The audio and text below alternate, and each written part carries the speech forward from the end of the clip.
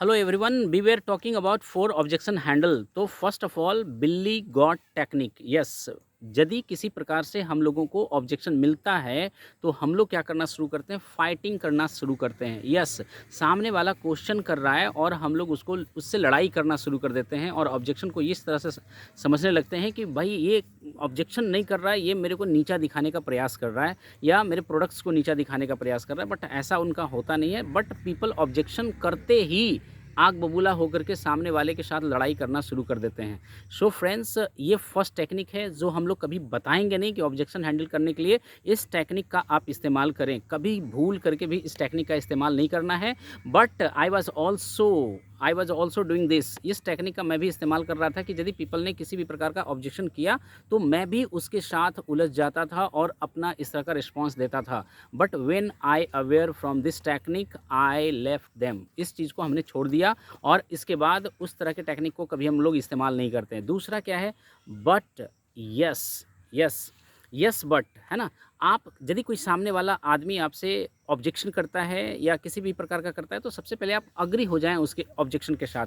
तो यदि आप अग्री हो जाते हैं और इस चीज़ को आप समझते हैं कि आपकी बात को मैं समझ रहा हूं, आपके ऑब्जेक्शंस को मैं समझ रहा हूं और आपके ऑब्जेक्शन को बहुत ही अच्छे तरह से समझने का प्रयास भी कर रहे हैं और थोड़ा इसको ढंग से बताएं, तो इस तरह जब फीलिंग देते हैं तो वो व्यक्ति आपके साथ कनेक्ट होता है. और आफ्टर दैट बट जब फील फेल्ट फाउंड की भी बात आती है इस तरह के टेक्निक को यूज़ करने के लिए, तो हम लोग उसको यूज़ करते हैं कि आप बिल्कुल सही कह रहे हैं, आपका कहना सही है. जब मैं भी पहली बार इस तरह के समस्या के साथ आया था तो मैंने भी ऐसे ही फील किया था. बट जैसे ही हमने देखा, इसके बारे में थोड़ा और जांच पड़ताल किया, जब हमने यूज़ करना स्टार्ट किया तो समझ में आया कि ये तो बात ही कुछ और है. बिल्कुल मैं कहाँ पे था और कैसे विश्वास कर रहा था.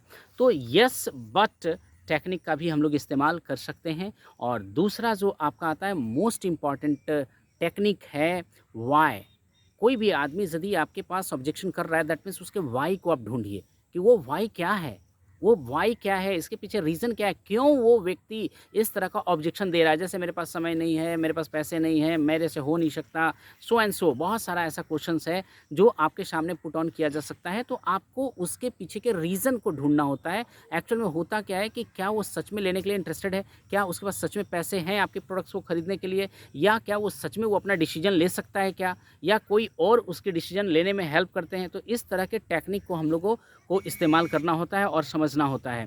तो ये हमारा तीसरा टेक्निक. चौथा टेक्निक होता है कि भाई आप ऑब्जेक्शन को ऑब्जेक्शन से ही पास करें. यदि किसी ने प्रश्न किया है तो आप प्रश्न करके ही उसके ऑब्जेक्शन को हैंडल कर सकते हैं. तो ask question to answer their objection. यदि किसी ने कहा मेरे पास समय नहीं है तो क्या सच में आप समय चाहते हैं, मेरे पास पैसा नहीं है क्या सच में आप पैसा चाहते हैं.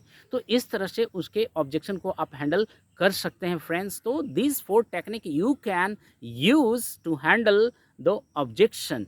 तो इस ऑब्जेक्शन को आप इस तरह से ऐसे हैंडल कर सकते हैं और यूज़ करिए इन सारे टेक्निक्स को. But remember always use your common sense where you have to use what type of technique to handle the objection.